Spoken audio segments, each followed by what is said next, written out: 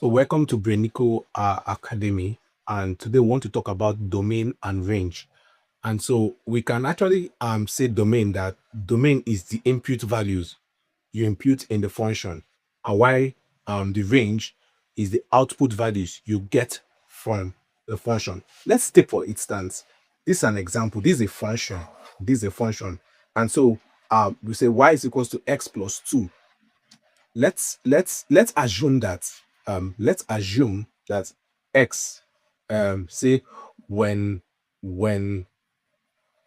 x equals to 1, when we put it into this value, we can say y 1 plus 2 y is equals to 3.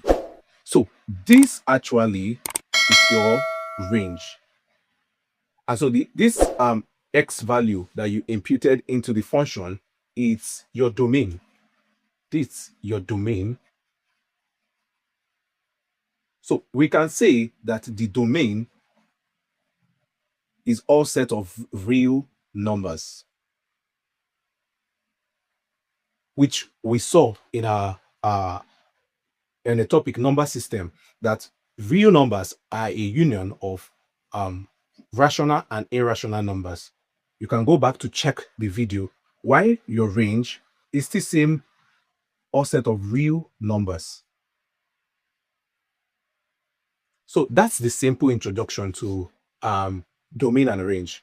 We'll see the how to represent the domain and range, and we'll also see how to solve questions on them. So, like I rightly said, domain are the input values, while the range are the output values. So when you put in hard work, the outcome is success. So we can say the hard work which you imputed, it's your domain, and then the success which you get as a result of your hard work is your range.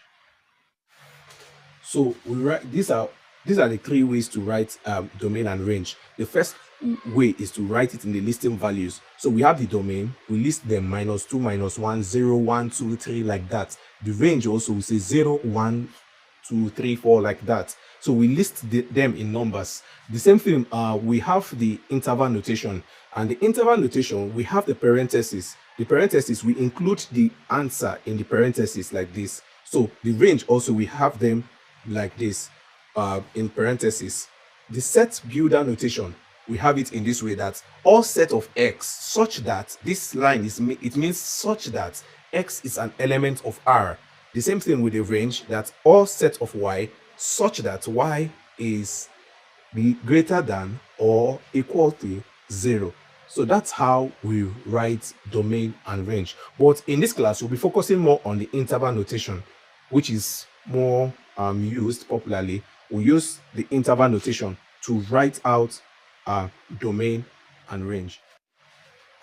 So this is the interval notation, and these are the three interval notations. So we have the open interval notation. We see it uses parentheses, which is this what you call brackets. Endpoints are not included. For instance, we have this, which that x is less than 5 and x is greater than 2. We can write it in this way. Remember the sign here, the sign this way, and so write it this way. And the closed interval notation, we use the square bracket. Endpoints are included. So what this means is that x is less than or equal to 5 and x is greater than or equal to 2. And so we write it in this form.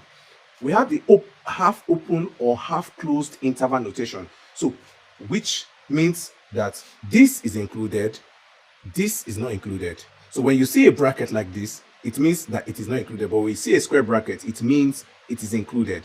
So this is half open and this is half closed. So this is the three aspects of the interval notation. So we'll be seeing examples and how to solve questions on domain and range. This is just an introduction to the topic domain and range.